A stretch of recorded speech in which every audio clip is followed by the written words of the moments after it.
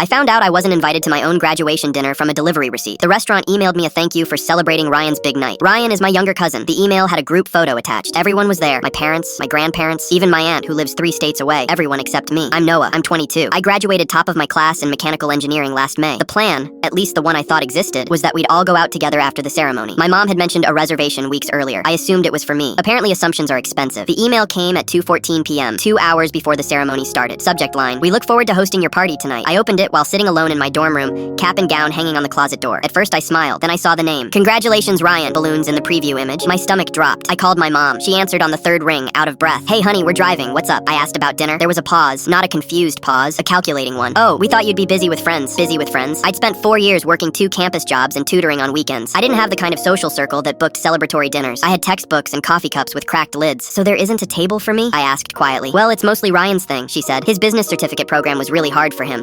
I'd built a solar-powered water filtration prototype that won a regional grant, but sure, his 8-month certificate was the Everest of education. I said okay. I always say okay. The ceremony was long and hot. Families cheered when names were called. Mine clapped politely, like they were at a school play for a neighbor's kid. Afterward, I hugged them in the parking lot. My mom said, we'll talk later, we're running late. Running late to my non-invitation. I watched their car leave, then walked back to my dorm, folded my gown, and started packing my life into cardboard boxes. That night, I ate instant noodles and updated my resume. 2 weeks later, I moved to a different city with a job offer from a mid-sized robotics firm. I didn't announce it. I didn't post anything. I just left. The first 6 months were brutal. New city, tiny apartment, folding chair as a dining table, but the work was everything I dreamed of. I designed components that actually shipped. Real products. Real impact. My manager noticed, then her manager did. By the end of year 1, I was leading a small team. Year 2, I filed a patent with the company. Year 3, I bought a modest townhouse with a garage big enough to build things again. The funny part is, my family still thought I was figuring things out. We had occasional group chats filled with photos of Ryan's networking events and motivational quotes about hustle. I'd reply with thumbs up emojis from my workshop. Then last winter, my company was featured in a national tech magazine. There was a 2-page spread with my photo next to a prototype drone arm I'd designed. My phone exploded. Cousins I hadn't heard from in years suddenly remembered my birthday. My aunt sent a message that just said, proud of you. My mom called 3 times in a row. I answered on the 4th. Her voice was sugary, the kind reserved for customer service reps and strangers you want something from. We had no idea you were doing so well, she said. I told her I'd been doing well for a while. She laughed like it was a joke. Then she mentioned a small family dinner they were planning to celebrate Ryan launching a startup. You should come this time, she added. This time. I pictured the email from 3 years ago. The balloons, the empty space where my name should have been. I'm actually busy, I said. I was standing in my garage, surrounded by tools I'd bought with my own paychecks, in a house with my name on the deed, in a life I built without their table reservation. Busy with friends? She asked lightly. I smiled. Busy with work. It wasn't revenge. It wasn't anger. It was clarity. Some invitations aren't forgotten. They're just never sent. And sometimes the loudest success isn't the magazine feature or the patent or the townhouse. Sometimes it's realizing you stopped waiting for a seat at a table that was never meant for you